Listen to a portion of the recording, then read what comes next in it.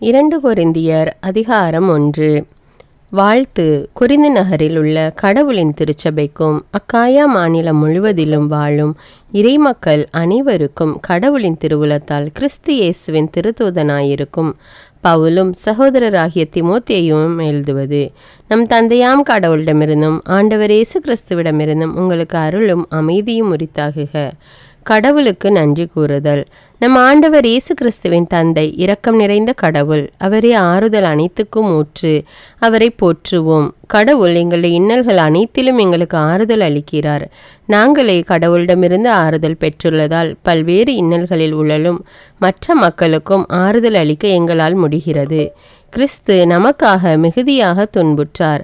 அதுபோல அவர் வழியாக நாம் மிகுதியான ஆறுதலும் பெறுகிறோம். ஆகவே நாங்கள் துன்புறுகிறோம் என்றால் அது உங்கள் ஆறுதலுக்காகவும் மீட்புக்காகவும் தான். நாங்கள் ஆறுதல் பெறுகிறோம் என்றால் அது உங்கள் ஆறுதலுக்காகவே. நாங்கள் துன்பங்களை பொறுத்து கொள்வதைப் போல நீங்களும் உங்கள் துன்பங்களை தளரா மனதுடன் பொறுத்து கொள்வதற்கு இந்த ஆறுதல் ஆற்றல் அளிக்கிறது. நீங்கள் எங்கள் துன்பத்தில் பங்கெடுத்ததைப் போல் எங்களுடைய ஆறுதலிலும் பங்கு பெறுவீர்கள் என்பது எங்களுக்கு தெரியும். நீங்கள் இவ்வாறு செய்வீர்கள் என உறுதியாக எதிர்நோக்கி இருக்கிறோம். சகோதர சகோதரிகளே, ஆசியாவில் எங்களுக்கு நேரிட்ட இன்னல்களை பற்றி நீங்கள் அறிந்திருக்க வேண்டுமென நாங்கள் விரும்புகிறோம். அவை எங்களை அளவுக்கு மிஞ்சி வாட்டின, எங்களால் தாங்க முடியாத சுமையாக மாறின. இனி பிழைப்போம் என்னும் நம்பிக்கையே இல்லாமல் போயிற்று. எங்களுக்கு மரண தண்டனையே விதிக்கப்பட்டது போன்ற உணர்வு ஏற்பட்டது. நாங்கள் எங்களை அல்ல, இறந்தோரை உயிர்த்தெழ செய்யும் கடவுளையே நம்பி இருக்க வேண்டும் என்பதற்காகவே இவ்வாறு நிகழ்ந்தது. அவரேதான் இத்துணை கொடிய சாவிலிருந்து எங்களை விடுவித்தார். இன்னும் எங்களை விடுவிப்பார். நீங்களும் உங்கள் மன்றாட்டு மூலமாக எங்களுக்கு உதவினால் இனிமேலும் எங்களை விடுவிப்பார் என்று எதிர்பார்க்கிறோம். இவ்வாறு பலர் எங்களுக்காக மன்றாடி இந்த அருளுக்காக எங்கள் சார்பில் கடவுளுக்கு நன்றி செலுத்துவர். பவுலின் பயண திட்டத்தை மாற்றியது குறித்து விளக்கம். மக்களிடையே, குறிப்பாக உங்களிடையே மனித ஞானத்தின்படி நடவாமல் கடவுளின் அருளை சார்ந்து அவர் தரும் நேர்மையோடும் நாணயத்தோடும் நடந்து வந்தோம் என எங்கள் மனசான்று உறுதியாக சொல்லுகிறது. இதுவே எங்களுக்கு பெருமை. நாங்கள் உங்களுக்கு எழுதும் திருமுகங்களில் நீங்கள் வாசித்து புரிந்து கொள்ள முடியாதது எதுவும் இல்லை. இப்போது நீங்கள் எங்களை ஓரளவுக்கு தான் புரிந்து கொண்டிருக்கிறீர்கள். ஆனால் நம் ஆண்டவர் இயேசு வரும் நாளில் நீங்கள் எங்களை முழுமையாக புரிந்து கொள்வீர்கள் என்னும் எதிர்நோக்குடன் இருக்கிறோம். அப்போது நாங்கள் உங்களை குறித்து பெருமை கொள்வது போன்று நீங்களும் எங்களை குறித்து பெருமை கொள்வீர்கள். இந்த உறுதியான நம்பிக்கை இருந்ததால் தான் நான் முதலில் உங்களிடம் வர திட்டமிட்டேன். அப்போது நீங்களும் என்னை இருமுறை சந்திக்கும் பேச்சை பெற்றிருப்பீர்கள்.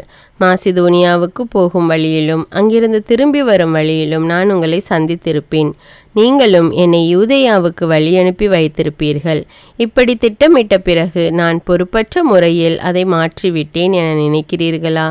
அல்லது உள்நோக்கத்தோடு திட்டமிடுகிறேன் என்று நினைக்கிறீர்களா?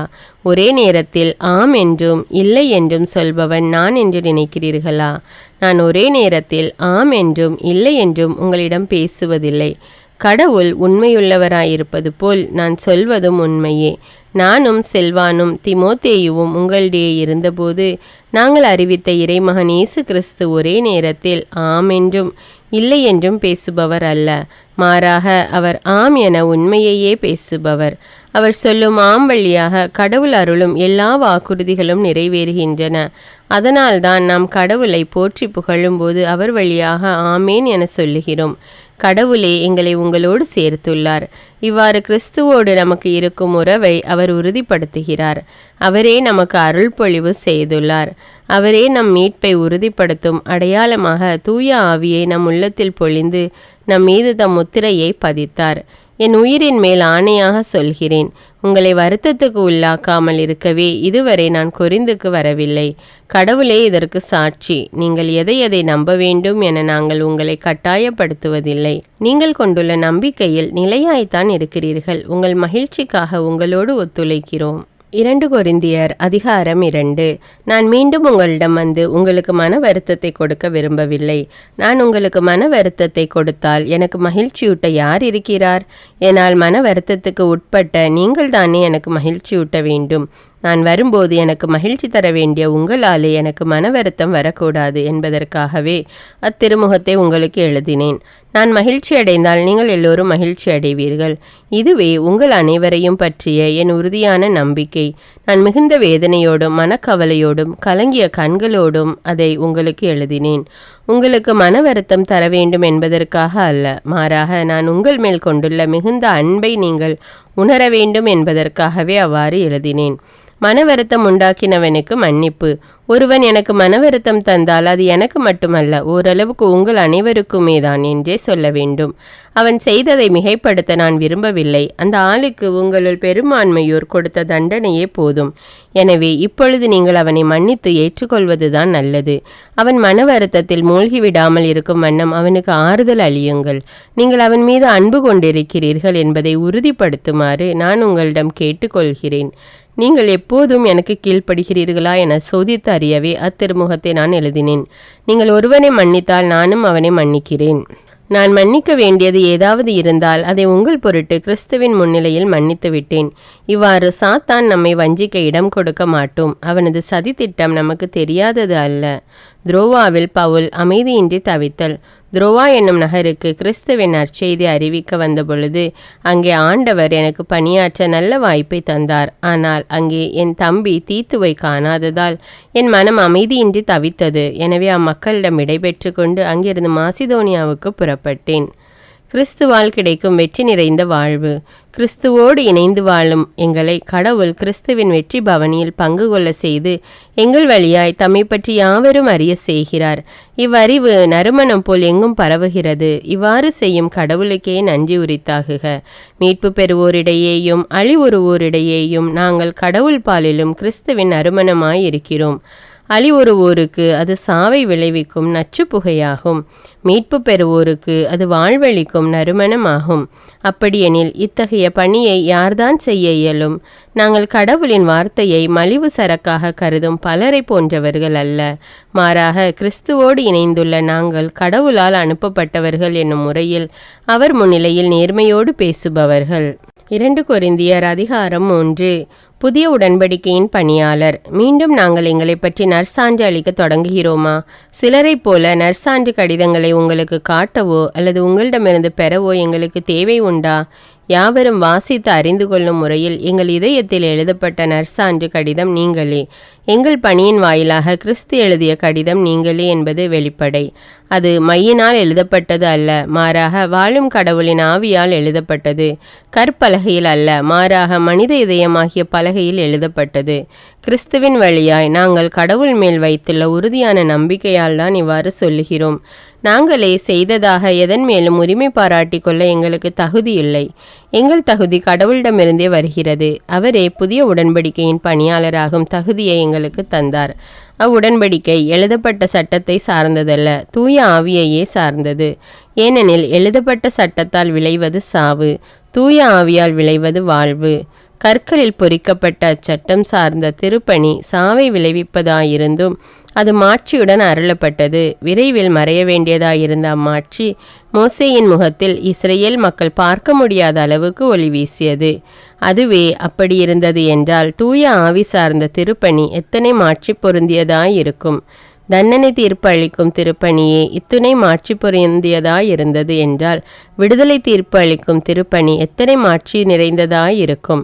அன்றைய மாட்சியை ஒப்புயர்வற்ற இன்றைய மாட்சியோடு ஒப்பிட்டால் அது மாட்சியே அல்ல. மறையப்போவது மாட்சி உடையதாயிருந்தால் நிலையாக இருப்பது எத்தனை மாட்சி மிகுந்ததாயிருக்கும். இவ்வாறு நாங்கள் எதிர்நோக்கி இருப்பதால் தான் மிகுந்த துணிச்சலோடு செயல்படுகிறோம். மறைந்து போகும் ஆட்சியை இஸ்ரேல் மக்கள் காணாதவாறு தம் முகத்தை முக்காடிட்டு மறைத்து கொண்ட மோசேயை போல் நாங்கள் செய்வது இல்லை. அவர்களின் உள்ளம் மழுங்கி போயிற்று. இன்று வரை அந்த பழைய உடன்படிக்கை நூல்களை அவர்கள் வாசிக்கும் போது அதே முக்காடு இன்னும் அகற்றப்படாமல் இருக்கிறது. கிறிஸ்துவின் வழியாய்த்தான் அது அகற்றப்படும். இன்று வரை மோசேயின் திருச்சட்டம் வாசிக்கப்படும் போதெல்லாம் அவர்களின் உள்ளத்தை ஒரு திரை மூடி இருக்கிறது. ஆனால் ஆண்டவர் பால் திரும்பினால் அந்த திரை அகற்றப்படும். இங்கே ஆண்டவர் என்பது தூய ஆவியாரை குறிக்கிறது. ஆண்டவரின் ஆவியார் இருக்கும் இடத்தில் விடுதலை உண்டு. இப்போது நாம் அனைவரும் முக்காடு இல்லா முகத்தினராய் ஆண்டவரின் மாட்சியை பிரதிபலிக்கிறோம். இவ்வாறு மென்மேலும் ஆட்சி பெற்று அவர் சாயலாக மாற்றமடைகிறோம். இவையெல்லாம் ஆவியாம் ஆண்டவரின் செயலே. 2 கொரிந்தியர் அதிகாரம் 4. மண்பாண்டத்தில் செல்வம். கடவுளின் இரக்கத்தால் நாங்கள் இத்திருப்பணியை பெற்றிருக்கிறோம். ஆகையால் மனந்தளராமல் இருக்கிறோம். மக்கள் மறைவாக செய்யும் வெட்கக்கேடான செயல்களை நாங்கள் தவிர்த்துவிட்டோம். எங்கள் நடத்தையில் சூழ்ச்சி என்பதே இல்லை. கடவுளுடைய வார்த்தையை நாங்கள் திரித்து கூறுவதில்லை, மாறாக உண்மையை வெளிப்படையாக எடுத்துரைக்கிறோம்.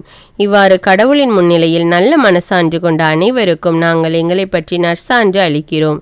நாங்கள் அறிவிக்கும் நற்செய்தி அழிவுறுவோருக்கே அன்றி வேறு எவருக்கும் மறைக்கப்பட்டிருக்கவில்லை.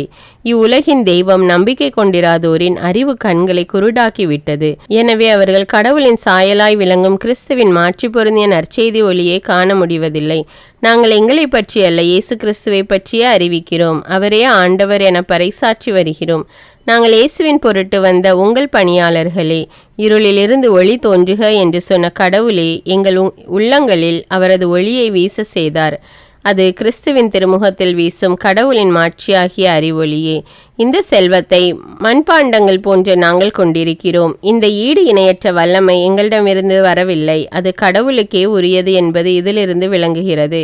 நாங்கள் எல்லா சூழ்நிலைகளிலும் இன்னலுற்றாலும் மனமுடைந்து போவதில்லை, குழப்பமுற்றாலும் நம்பிக்கை இழப்பதில்லை, துன்புறுத்தப்பட்டாலும் கைவிடப்படுவதில்லை, வீழ்த்தப்பட்டாலும் அழிந்து போவதில்லை. இயேசுவின் வாழ்வே எங்கள் உடலில் வெளிப்படுமாறு நாங்கள் எங்கு சென்றாலும் அவருடைய சாவுக்குரிய துன்பங்களை எங்கள் உடலில் சுமந்து செல்கிறோம். இயேசுவின் வாழ்வு சாவுக்குரிய எங்கள் உடலில் வெளிப்படுமாறு உயிரோடு இருக்கும்போதே நாங்கள் அவரை முன்னிட்டு எந்நேரமும் சாவின் வாயிலில் நின்று கொண்டிருக்கிறோம். சாவின் ஆற்றல் எங்களிலும் வாழ்வின் ஆற்றல் உங்களிலும் வெளிப்படுகிறது. நான் கடவுள் மீது நம்பிக்கையோடு இருந்தேன், ஆகவே பேசினேன் என்று மறைநூலில் எழுதியுள்ளது. அதற்கொப்ப நம்பிக்கை மனப்பான்மை கொண்டுள்ள நாங்களும் நம்புகிறோம், ஆகவே பேசுகிறோம். ஆண்டவர் இயேசுவை உயிர்த்தெழ செய்த கடவுளே எங்களையும் அவரோடு உயிர்த்தெழ செய்து அவர் திருமுன் நிறுத்துவார். உங்களையும் அவ்வாறே நிறுத்துவார் என்பது எங்களுக்கு தெரியும். இவை அனைத்தும் உங்கள் நன்மைக்கே நிகழ்கின்றன. இறையருள் பெறுவோரின் தொகை பெருக பெருக அவர்கள் கடவுளுக்கு செலுத்தும் நன்றியும் பெருகும். இதனால் கடவுள் போற்றி புகழப்படுவார். நம்பிக்கையோடு வாழ்தல். எங்கள் உடல் அழிந்து கொண்டிருந்தாலும் எங்கள் உள்ளார்ந்த இயல்பு நாளுக்கு நாள் புதுப்பிக்க பெற்று வருகிறது. எனவே நாங்கள் மனம் தளருவதில்லை. நாம் அடையும் இன்னல்கள் மிக எளிதில் தாங்கக்கூடியவை. அவை சிறிது காலம்தான் நீடிக்கும், ஆனால் அவை ஈடு இணையற்ற மாட்சியை விளைவிக்கின்றன. அம்மாட்சி என்றென்றும் நிலைத்திருக்கும். நாங்கள் காண்பவற்றை அல்ல, நாங்கள் காணாதவற்றை நோக்கியே வாழ்கிறோம். காண்பவை நிலையற்றவை, காணாதவை என்றென்றும் நிலைத்திருப்பவை. 2 கொரிந்தியர் அதிகாரம் 5. நாம் இவ்வுலகில் குடியிருக்கும் உடலாகிய கூடாரம் அழிந்து போனாலும் கடவுளிடமிருந்து கிடைக்கும் வீடு ஒன்று விண்ணுலகில் நமக்கு உண்டு. அது மனித கையால் கட்டப்படாதது, நிலையானது என்பது நமக்கு தெரியும் அல்லவா? இக்கூடாரத்தில் குடியிருக்கும் நாம் விண்ணுலகு சார்ந்த நம் வீட்டை பெற்றுக்கொள்ள ஏங்கி பெருமூச்சு விடுகிறோம். அதை பெற்றுக்கொண்டால் நாம் உறைவிடமற்றவர்களாய் இருக்க மாட்டோம். இவ்வுலக கூடாரத்தில் குடியிருக்கும் நாம் இந்நிலையை தாங்க இயலாமல் பெருமூச்சு விடுகிறோம். இக்கூடாரத்தை விட்டு விலக வேண்டும் என்பதல்ல, மாறாக விண்ணக வீட்டை பெற்றுக்கொள்ள வேண்டும் என்பதே நம் விருப்பம். வாழ்வுக்குரியது சாவுக்குரியதை தனக்குட்படுத்தும். இந்நிலை அடைவதற்கென்றே கடவுள் நம்மை தயாரித்து மீட்பை உறுதிப்படுத்தும் அடையாளமாக அவருடைய தூய ஆவியை நமக்கு வழங்கினார். ஆகவே நாங்கள் எப்போதும் துணிவுடன் இருக்கிறோம். இவ்வுடலில் குடியிருக்கும் வரையில் நாம் ஆண்டவரிடமிருந்து அகன்றிருக்கிறோம் என்பது நமக்கு தெரியும். நாம் காண்பவற்றின் அடிப்படையில் அல்ல, நம்பிக்கையின் அடிப்படையிலேயே வாழ்கிறோம். நாம் துணிவுடன் இருக்கிறோம். இவ்வுடலை விட்டகன்று ஆண்டவரோடு குடியிருக்கவே விரும்புகிறோம். எனவே நாம் இவ்வுடலில் குடியிருந்தாலும் அதிலிருந்து குடிபெயர்ந்தாலும் அவருக்கு உகந்தவராய் இருப்பதே நம் நோக்கம். ஏனெனில் நாம் அனைவருமே கிறிஸ்துவின் நடுவர் இருக்கை முன்பாக நின்றாக வேண்டும். அப்போது உடலோடு வாழ்ந்தபோது நாம் செய்த நன்மை தீமைக்கு கைமாறு பெற்றுக்கொள்ளுமாறு ஒவ்வொருவரின் செயல்களும் வெளிப்படும். ஆண்டவருக்கு அஞ்சி உழைக்கும் நாங்கள் மக்களை ஈர்க்க பார்க்கிறோம். எங்கள் செயல்கள் கடவுளுக்கு வெளிப்படை, அவை உங்கள் மனசான்றுக்கும் வெளிப்படையாய் இருக்கும் என எதிர்பார்க்கிறேன். மீண்டும் நாங்கள் எங்களை பற்றி நற்சான்று கூறவில்லை, மாறாக எங்களை குறித்து நீங்கள் பெருமைப்பட உங்களுக்கு வாய்ப்பு அளிக்கிறோம். அப்போது உள்ளத்தை பாராமல் வெளி தோற்றத்தை மட்டும் வைத்து பெருமை பாராட்டுவோருக்கு நீங்கள் மறுப்பு கூற இயலும். நாங்கள் மதிமயங்கியவர்கள் போல் இருக்கிறோம் என்றால் அது கடவுளுக்காகவே. அறிவு தெளிவோடு இருக்கிறோம் என்றால் அது உங்களுக்காகவே. கிறிஸ்துவின் பேரன்பே எங்களை ஆட்கொள்கிறது. ஏனெனில் ஒருவர் அனைவருக்காகவும் இறந்தார், அனைவரும் அவரோடு இறந்தனர். இது நமக்கு தெரியும். வாழ்வோர் இனி தங்களுக்கென வாழாமல் தங்களுக்காக இறந்து உயிர் பெற்றெழுந்தவருக்காக வாழ வேண்டும் என்பதற்காகவே அவர் அனைவருக்காகவும் இறந்தார். ஆகவே இனிமேல் நாங்கள் எவரையும் மனித முறைப்படி மதிப்பிடுவதில்லை. முன்பு நாங்கள் கிறிஸ்துவையும் மனித முறைப்படிதான் மதிப்பிட்டோம். ஆனால் இப்போது அவ்வாறு செய்வதில்லை. எனவே ஒருவர் கிறிஸ்துவோடு இணைந்திருக்கும் போது அவர் புதிதாக படைக்கப்பட்டவராய் இருக்கிறார். பழையன கழிந்து புதியன புகுந்தன அன்றோ? இவையாவும் கடவுளின் செயலே. அவரே கிறிஸ்துவின் வாயிலாக நம்மை தம்மோடு ஒப்புரவாக்கினார். ஒப்புரவாக்கும் திருப்பணியையும் நமக்கு தந்துள்ளார். உலகினரின் குற்றங்களை பொருட்படுத்தாமல் கடவுள் கிறிஸ்துவின் வாயிலாக அவர்களை தம்மோடு ஒப்புரவாக்கினார். அந்த ஒப்புரவு செய்தியை எங்களிடம் ஒப்படைத்தார். எனவே நாங்கள் கிறிஸ்துவின் தூதுவர்களாய் இருக்கிறோம். கடவுளே எங்கள் வாயிலாக வேண்டுகோள் விடுக்கிறார். ஆகவே கடவுளோடு ஒப்புரவாகுங்கள் என்று கிறிஸ்துவின் சார்பில் நாங்கள் மன்றாடுகிறோம். நாம் கிறிஸ்து வழியாக தமக்கு ஏற்புடையவராகுமாறு கடவுள் பாவமறியாத அவரை பாவநிலை ஏற்க செய்தார். 2 கொரிந்தியர் அதிகாரம் 6. நீங்கள் கடவுளிடமிருந்து பெற்றுக்கொண்ட அருளை வீணாக்க வேண்டாம் என அவரோடு இணைந்து உழைக்கும் நாங்கள் கேட்டுக்கொள்கிறோம். தகுந்த வேளையில் நான் உமக்கு பதில் அளித்தேன், விடுதலை நாளில் உனக்கு துணையாயிருந்தேன் என கடவுள் கூறுகிறார். இதுவே தகுந்த காலம், இன்றைய மீட்பு நாள். எவரும் குறை கூறா வண்ணம் எங்கள் திருப்பணியை ஆற்ற விரும்புகிறோம். எனவே நாங்கள் எவருக்கு இடையூறாக இருப்பதில்லை. மாறாக அனைத்து சூழ்நிலைகளிலும் நாங்கள் கடவுளின் பணியாளர்கள் என்பதை எங்கள் நடத்தையால் காட்டுகிறோம். வேதனை, இடர், நெருக்கடி ஆகியவற்றை மிகுந்த மன உறுதியோடு தாங்கி வருகிறோம். நாங்கள் அடிக்கப்பட்டோம், சிறையில் அடைக்கப்பட்டோம், குழப்பங்களில் சிக்கினோம், பாடுபட்டு உழைத்தோம், கண் விழித்திருந்தோம், பட்டினி கிடந்தோம். தூய்மை, அறிவு, பொறுமை, நன்மை, தூய ஆவியின் கொடைகள், வெளிவேடமற்ற அன்பு ஆகியவற்றை கொண்டிருக்கிறோம். உண்மையையே பேசி வருகிறோம். கடவுளின் வல்லமையை பெற்றிருக்கிறோம். நேர்மையே எங்கள் படைக்கலம். அதை வலக்கையிலும் இடக்கையிலும் நாங்கள் தாங்கியுள்ளோம். போற்றுவார் போற்றலும் தூற்றுவார் தூற்றலும் எங்களுக்கு ஒரு பொருட்டல்ல. புகழுவார் புகழலும் இகழுவார் இகழலும் எங்களை பாதிப்பதில்லை. ஏமாற்றுவோர் என அவர்களுக்கு தோன்றினாலும் நாங்கள் உண்மையான பணியாளர்கள். அறிமுகமில்லாதோர் என தோன்றினாலும் எல்லோரும் எங்களை அறிவர். செத்து கொண்டிருப்பவர்கள் என தோன்றினாலும் நாங்கள் வாழ்ந்து கொண்டு இருக்கிறோம். கொடுமையாக தண்டிக்கப்பட்டோர் என தோன்றினாலும் நாங்கள் கொல்லப்படவில்லை.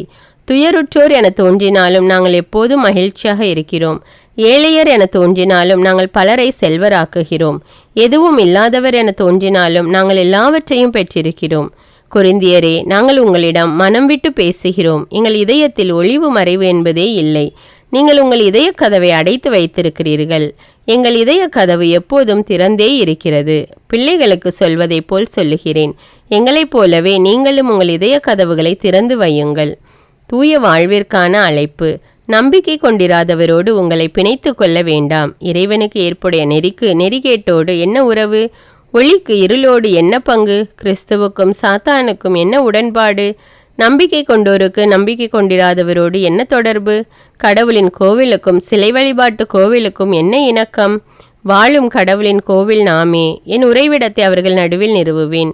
அவர்கள் நடுவே நான் உலவுவேன். நானே அவர்கள் கடவுள், அவர்கள் என் மக்கள் என்று கடவுளே சொல்லியிருக்கிறார் அன்றோ?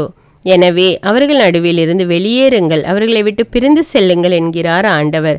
தீட்டானதை தொடாதீர்கள், அப்பொழுது நான் உங்களை ஏற்றுக்கொள்வேன். மேலும் நான் உங்களுக்கு தந்தையாயிருப்பேன், நீங்கள் எனக்கு புதல்வரும் புதல்வியருமாயிருப்பீர்கள் என்கிறார் எல்லாம் வல்ல ஆண்டவர். 2 கொரிந்தியர் அதிகாரம் 7. அன்பார்ந்தவர்களே, இத்தகைய வாக்குறுதிகளை பெற்றுள்ள நாம் உடலிலும் உள்ளத்திலும் ஆசை எதுவுமின்றி நம்மையே தூய்மைப்படுத்துவோம். கடவுளுக்கு அஞ்சி தூய வாழ்வில் நிறைவடைவோம்.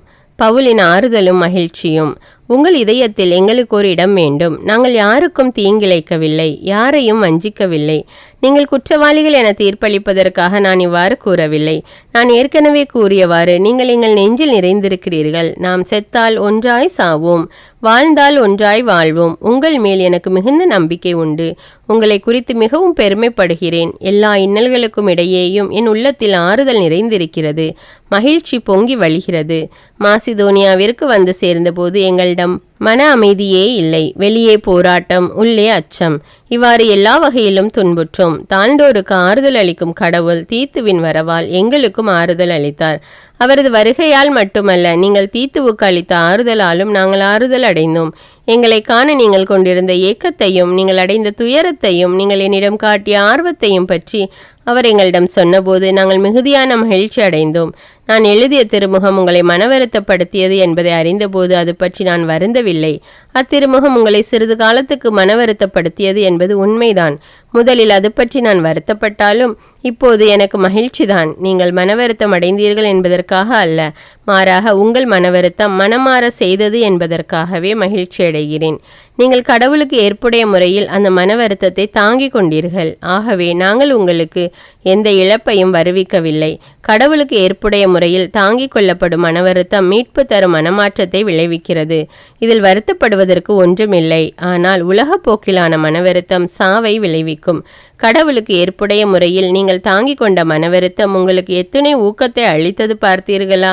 அது மட்டுமா, நேர்மையை காட்ட உங்களுக்கு எத்தனை ஆவல், எத்தனை உள்ள கொதிப்பு, என் மீது எத்தனை அச்சம், என்னை காண எத்தனை ஏக்கம், எத்தனை ஆர்வம், எனக்கு மனவருத்தம் அளித்தவனிடம் எத்தனை கண்டிப்பு. இவ்வாறு உங்கள் செயல்கள் அனைத்திலும் நீங்கள் நேர்மையாளர்கள் என காட்டிக் கொண்டீர்கள். ஆக தீங்கிழைத்தவரை முன்னிட்டோ தீங்குக்கு உள்ளானவரை முன்னிட்டோ நான் அத்திருமுகத்தை எழுதவில்லை. மாறாக கடவுள் திருமுன் நீங்கள் எங்கள் மேல் கொண்டுள்ள ஆர்வம் வெளிப்படுமாறே அதை உங்களுக்கு எழுதினேன். அதனால் நாங்கள் ஆறுதல் அடைந்தோம். நாங்கள் ஆறுதல் அடைந்தது மட்டுமல்ல, தீத்துவின் மகிழ்ச்சியை கண்டபோது மேலும் மிகுதியாக மகிழ்ச்சி அடைந்தோம். ஏனெனில் நீங்கள் அவருக்கு புத்தெழுச்சி ஊட்டினீர்கள். நான் உங்களை குறித்து தீத்துவிடம் பெருமையாய் பேசியது பற்றி வெட்கமடையவில்லை. நாங்கள் உங்களிடம் பேசியதெல்லாம் உண்மையாய் இருப்பது போல நாங்கள் தீத்துவிடம் உங்களை குறித்து பெருமையாய் பேசியது உண்மை என தெளிவாயிற்று.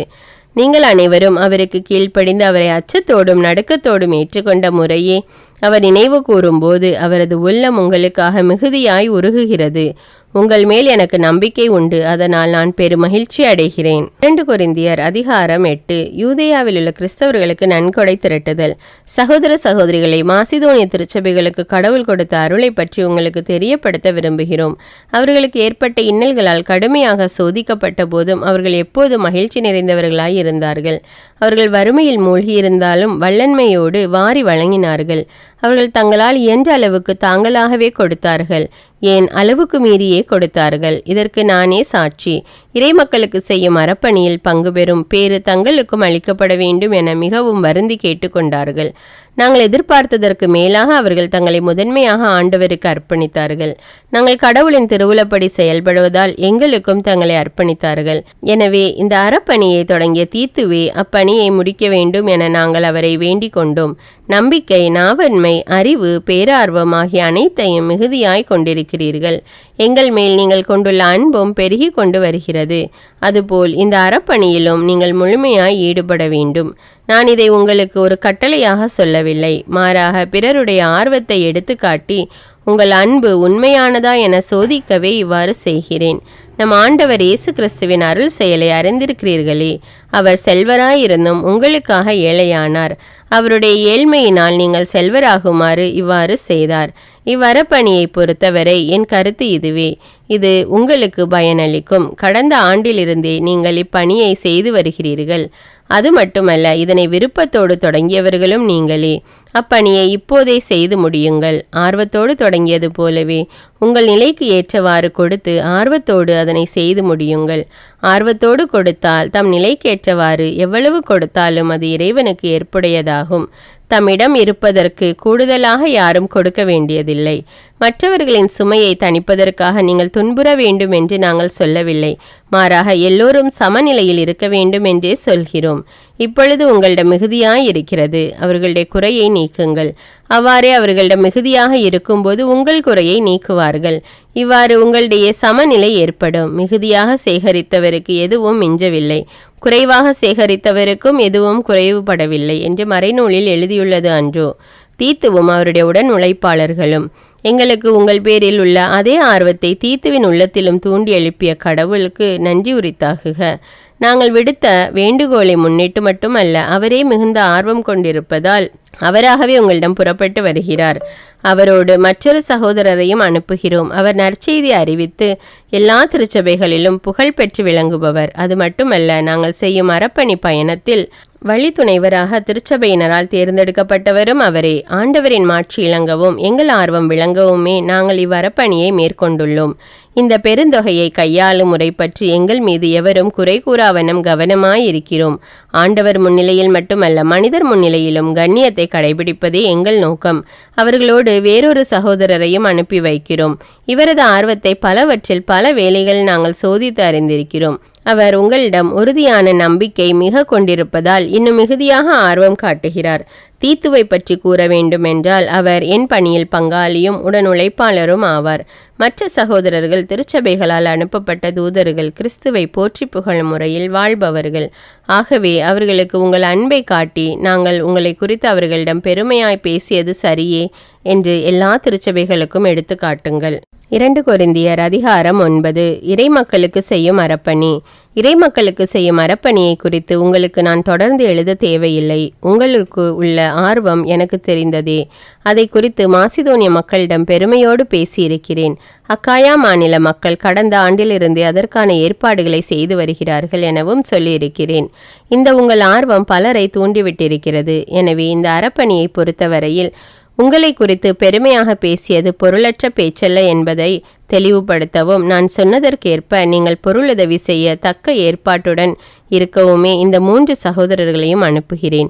என்னோடு வரும் மாசிதோனியர் நீங்கள் பொருளுதவிக்கான ஏற்பாடுகளை செய்யவில்லை என்று கண்டால் நாங்கள் வெட்கமுற வேண்டியிருக்கும், நீங்களும் வெட்கமுற வேண்டியிருக்கும் என சொல்ல வேண்டியதில்லை.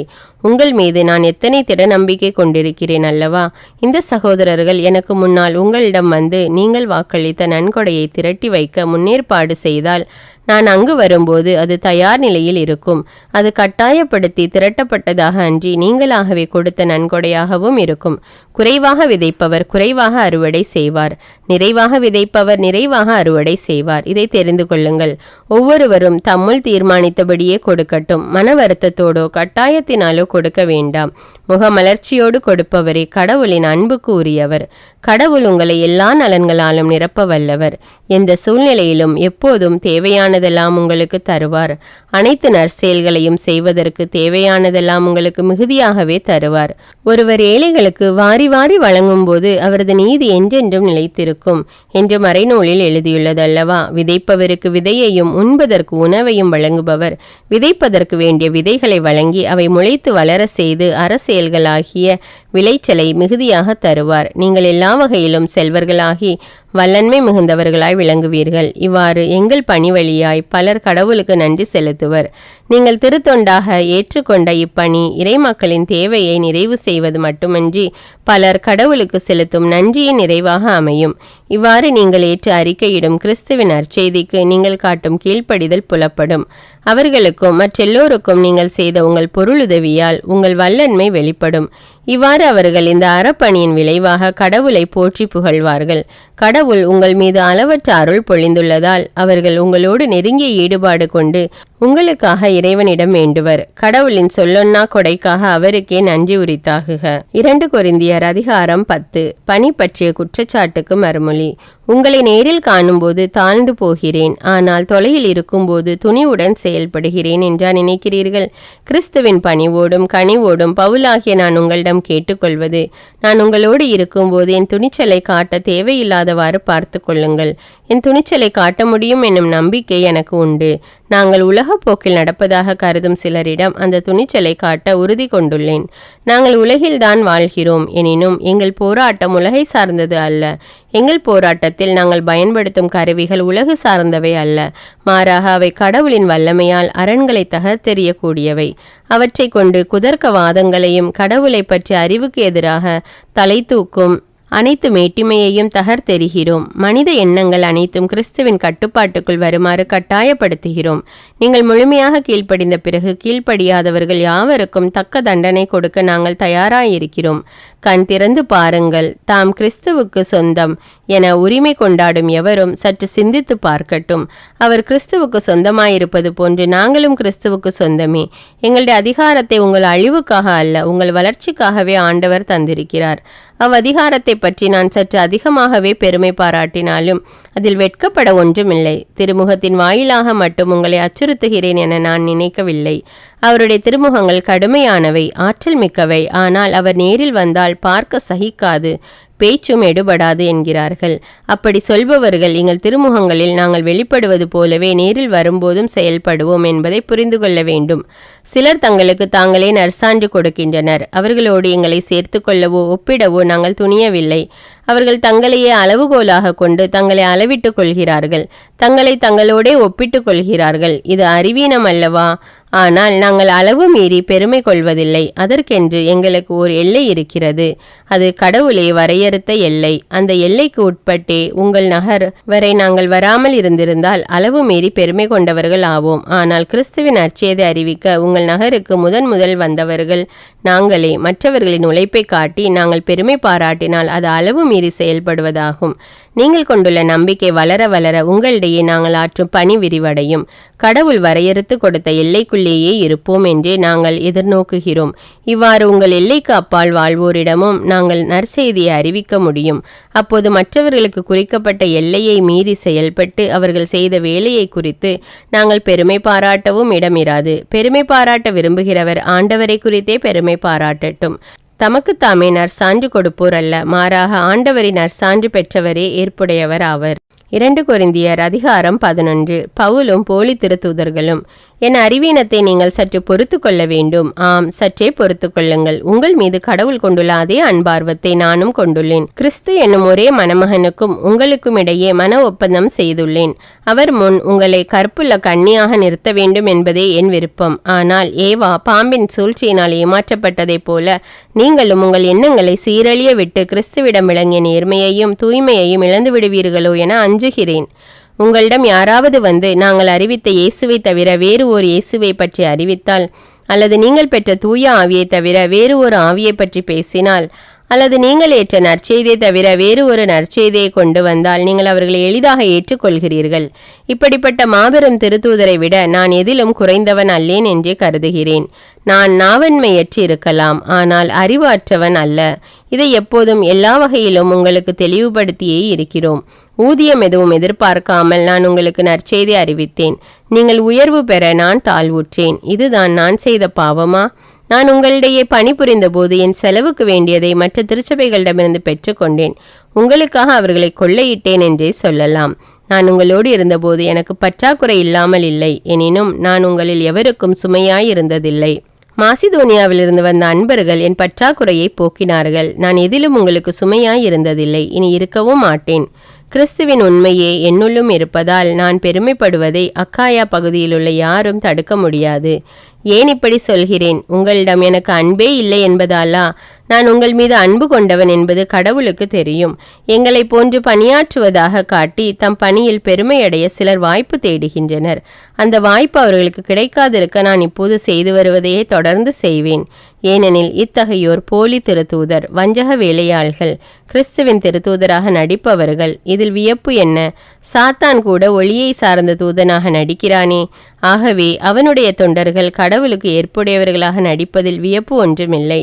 அவர்களது முடிவு அவர்களுடைய செயலுக்கு ஏற்பவே அமையும்.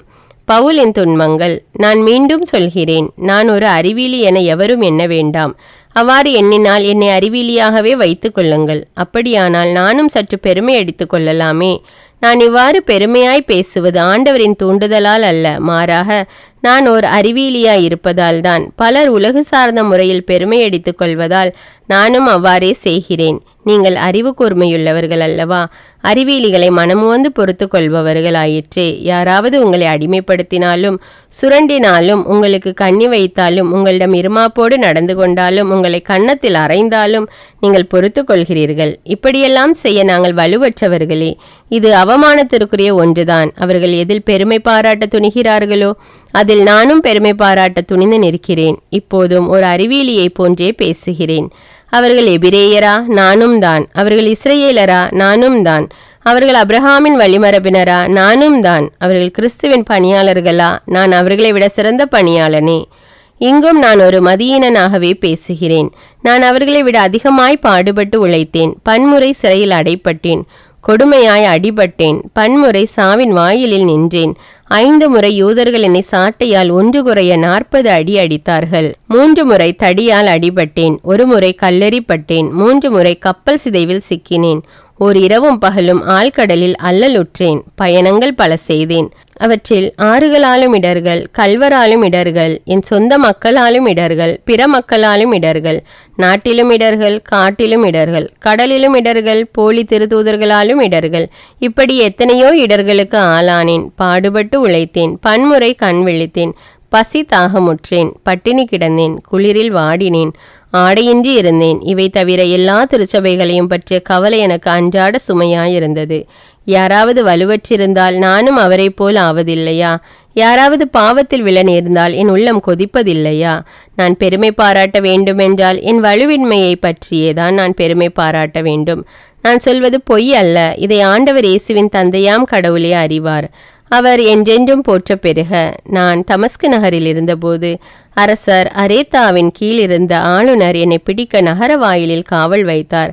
ஆனால் நான் நகர மதிலில் இருந்த பலகனி வழியாக கூடையில் வைத்து இறக்கப்பட்டு அவர் கைக்கு தப்பினேன். 2 கொரிந்தியர் அதிகாரம் 12. காட்சிகளும் வெளிப்பாடுகளும். பெருமை பாராட்டுதல் பயனற்றது. ஆயினும் பெருமை பாராட்ட வேண்டி இருப்பதால் ஆண்டவர் அருளிய காட்சிகளையும் வெளிப்பாடுகளையும் குறித்து பேசப் போகிறேன். கிறிஸ்துவின் அடியான் ஒருவனை எனக்கு தெரியும். அவன் 14 ஆண்டுகளுக்கு முன்பு ஒரு முறை 3ஆம் வானம் வரை எடுத்து செல்லப்பட்டான். அவன் உடலோடு அங்கு சென்றானா, உடலின்றி அங்கு சென்றானா, யான் அறியேன். கடவுளே அதை அறிவார். ஆனால் அம்மனிதன் பேரின்ப வீட்டுக்கு எடுத்து செல்லப்பட்டான் என்பது எனக்கு தெரியும். நான் மீண்டும் சொல்கிறேன், அவன் உடலோடு அங்கு சென்றானா அல்லது உடலின்றி அங்கு சென்றானா, யான் அறியேன். கடவுளே அதை அறிவார். அவன் அங்கே மனிதரால் உச்சரிக்கவும் சொல்லவும் முடியாத வார்த்தைகளை சொல்ல கேட்டான். இந்த ஆளை பற்றியே நான் பெருமை பாராட்டுவேன். என் வலுவின்மையே எனக்கு பெருமை. அப்படி நான் பெருமை பாராட்ட விரும்பினாலும் அது அறிவீனமாய் இராது. நான் பேசுவது உண்மையாகவே இருக்கும். ஆயினும் என்னிடம் காண்பதையும் கேட்பதையும் விட உயர்வாக யாரும் என்னை கருதாதபடி நான் பெருமை பாராட்டாது விடுகிறேன். எனக்கு அருளப்பட்ட ஒப்புயர்வற்ற வெளிப்பாடுகளால் நான் இருமாப்பு அடையாதவாறு பெருங்குறை ஒன்று என் உடலில் தைத்த முள் போல் என்னை வருத்தி கொண்டே இருக்கிறது. அது என்னை குத்தி கொடுமைப்படுத்த சாத்தான் அனுப்பிய தூதனை போல் இருக்கிறது. நான் இருமாப்படையாதிருக்கவே இவ்வாறு நடக்கிறது. அதை என்னிடமிருந்து நீக்கிவிடுமாறு 3 முறை ஆண்டவரிடம் வருந்தி வேண்டினேன். ஆனால் அவர் என்னிடம், என் அருள் உனக்கு போதும், வலுவின்மையில்தான் வல்லமை நிறைவாய் வெளிப்படும் என்றார். ஆதலால் நான் என் வலுவின்மையை பற்றி தான் மனமுவந்து பெருமை பாராட்டுவேன். அப்போது கிறிஸ்துவின் வல்லமை என்னுள் தங்கும். ஆகவே என் வலுவின்மையிலும் இகழ்ச்சியிலும் இடரிலும் இன்னலிலும் நெருக்கடியிலும் கிறிஸ்துவை முன்னிட்டு நான் அகமகிழ்கிறேன். ஏனெனில் நான் வலுவற்றிருக்கும்போது வல்லமை பெற்றவனாய் இருக்கிறேன். கொரிந்து திருச்சபையின் மீது அக்கறை. நான் ஒரு அறிவியலி போல் பேசிவிட்டேன். என்னை பாராட்டி இருக்க வேண்டிய நீங்களே என்னை அப்படி பேச வைத்து விட்டீர்கள். நான் ஒன்றுமில்லை எனினும் அந்த மாபெரும் திருத்தூதர்களை விட எதிலும் குறைந்தவன் அல்ல. உங்களிடையே நான் கொண்டிருந்த மன உறுதி, நான் செய்த அடையாளங்கள், அருஞ்செயல்கள், வல்ல செயல்கள் ஆகியவையே ஒரு திருத்தூதருக்குரிய அறிகுறிகள். எந்த முறையில் மற்ற திருச்சபைகளை விட உங்களை தாழ்வாய் நடத்தினேன்?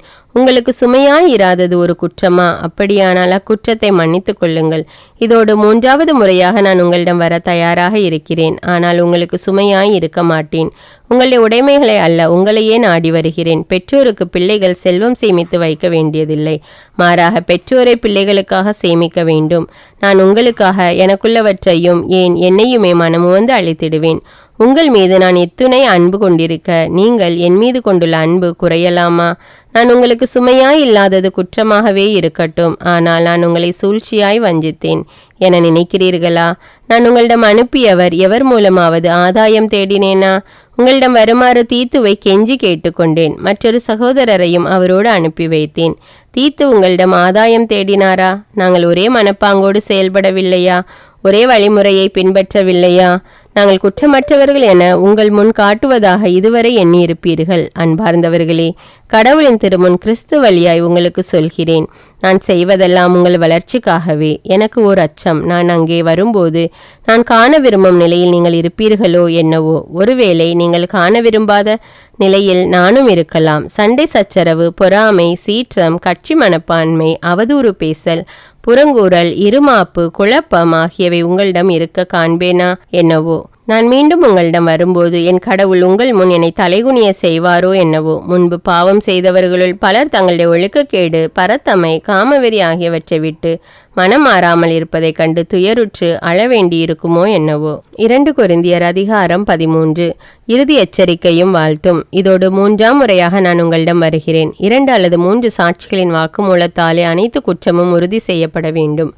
முன்பு பாவம் செய்தோரையும் மற்ற எல்லோரையும் கூட நான் ஏற்கனவே எச்சரித்தது போலவே மீண்டும் எச்சரிக்கிறேன். 2ஆம் முறை நான் உங்களிடம் வந்தபோது செய்தது போலவே இப்பொழுதும் நான் இங்கிருந்தே எச்சரிக்கிறேன். நான் மீண்டும் அங்கு வரும்போது அவர்களை நான் எளிதாக விட்டுவிடப் போவதில்லை. கிறிஸ்து என் மூலமாக பேசுகிறார் என்பதை மெய்ப்பித்து காட்ட வேண்டும் என்கிறீர்கள் அல்லவா?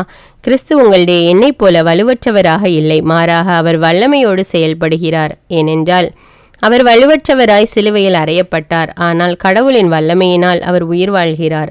அவருடைய வலுவின்மையில் பங்கு பெறும் நாங்களும் உங்கள் பொருட்டு கடவுளின் வல்லமையால் அவரோடு வாழ்வோம். நீங்கள் நம்பிக்கையில் நிலைத்திருக்கிறீர்களா என உங்களையே சோதித்து பாருங்கள்.